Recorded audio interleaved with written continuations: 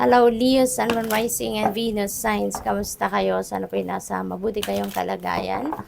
Welcome back po sa Star Tarot. Kung bago kayo rito, welcome din kayo. Thank you for your support. I truly appreciate it. God bless you all. Leo, pauna mensahe po ninyo, number 8, positive movement forward. Ayan. So, definitely, you are moving forward with your life. You are moving on. Meron kayo ditong iiwanan na negative situation na, no? Kaya papunta kayo sa positive movement, positive situation kasi nanggagaling kayo doon sa negatibo, no?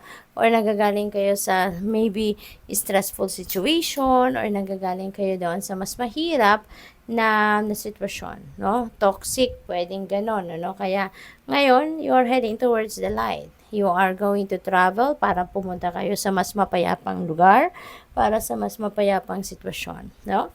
And pwedeng merong new beginning dyan. Kasi, di ba, magsisimula kayo ng bagong buhay sa kahit saan man kayo papunta. We have number 9, suffering in silence. Ayan. So, ang iba sa inyo rito, Leo, maybe you are suffering in yung parang meron siguro kayong pinoproblema. Baka meron kayong iniisip, meron nagbabother sa'yo. Pero, sinosolo mo lang ito. No? Mag-isa lang kayo.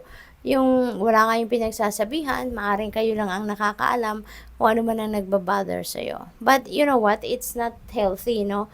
Lalo na kung nai-stress na kayo about that. Or baka, kailangan ninyo ng protection. 'Di ba? So, as much as possible, humingi kayo ng tulong, no? Use your own judgment and discernment sa kung ano yung sitwasyon. Pero pag sa tingin niyo kailangan niyo na ng may makausap na iba, then go for it. Kung sa tingin niyo kailangan niyo ng tulong ng ibang tao, support in any way, humingi kayo ng tulong. Huwag kayong magdalawang isip. Okay? Always remember that we are all entitled for help. Okay? We have number 8. Ayan. So, meron tayong dalawang 8, no, dito sa tatlong cards. And number 8 resonates with infinity, that resonates with material and financial success, no? Abundance, ganon. Kaya, tapos doble pa ang energy niya kasi dalawa ang 8. So, ibig sabihin nito na dalawa yung energy ng swerte sa pera ninyo sa ngayon. But in this specific message, you are trapped in fear. Maaring natatakot kayo, kaya hindi kayo lumalapit sa ibang tao, or kasi it could be related to this, no? Suffering and silence energy. So, maaring kayo ay natatakot na magsalita, maaring kayo ay natatakot na lumapit sa ibang tao because maybe you're scared na malaman ng ibang tao yung kwento ng buhay ninyo, pwedeng ganon, or baka takot kayo, no, na ma-disclose kung ano man ang inyong sikreto or kung ano man yung pinag-iisipan ninyo. Maybe gusto mo lang na ikaw na lang, no? Sa'yo na lang para walang madamay, 'di ba? Maaring ganoon. Kaya siguro hindi kayo nagkikwento, hindi kayo nagsasalita because of fear, no? But tignan po ninyo ang inyong sitwasyon, okay? Pag-isipan ninyong mabuti, listen to your intuition and follow what your intuition is telling you para magabayan kayo ng tama because divine guidance po yan, ano? Yung bulong ng inyong intuition. We have number 9. Okay, so dalawa tayong 8, dalawa din ng 9. So napakagandang synchronicity. Ang dami agad na synchronicity dito sa inyo. At ang synchronicities na yan, that is additional guidance po ng divine universe para sa inyo. So dito sa material harvest, this is you reaping the rewards of your labor, the rewards of your hard work, okay? This is a time for plenty and bounty sa material harvest. Ini-enjoy ninyo ngayon. Yun. Yung kita ninyo, yung profit, yung gain, yung ROI ninyo, yung return of investment, or kung ano pa man, saan man magagaling ang pera ninyo, pwedeng bonus din yan, ano, sa trabaho, for the job well done, pwedeng ganon. So, whatever the case may be, kung saan man manggagaling ang perang ito, this is something na pinagtrabahuan ninyo, pinagpaguran ninyo, no? Kaya, ano yan, parang bunga ng dugot pawis, no, ninyo. Kaya i-enjoy ninyo yan. You deserve it. We have number 7, deception and envy. Ayan. So, mag-iingat po kayo ha, kasi maaaring marami na iinggit dyan sa'yo, sa paligid ninyo. Okay? Marami sigurong inggitero at inggitera na iinggit sa'yo, kaya pwedeng nagbabantay lang to kung kailan ka masiraan ito, kung kailan lang makabuelo na makakuha ng impormasyon sa'yo.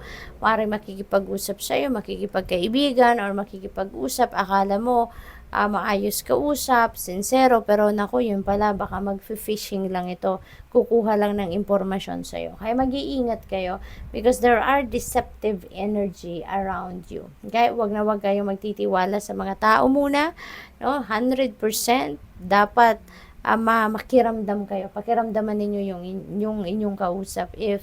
At saka makinig kayo sa iyong intuition, kasi your intuition will send you a signal, no? If yung taong yan ay dapat ninyong iwasan or dapat ninyong pag-ingatan, yung ganon, okay? What else? We have number 3, recognition and reward. Ayan. So, possible talaga na marami na iinggit sa iyo. Kasi tignan mo, you will be recognized and you will be financially rewarded dahil sa job well done na ginawa ninyo. Kaya siguro marami na iinggit sa'yo. Kasi nga, ang galing-galing mo, di ba? At ang reward na to, ito yun. Maybe malaking financial reward na makukuha ninyo sa ngayon.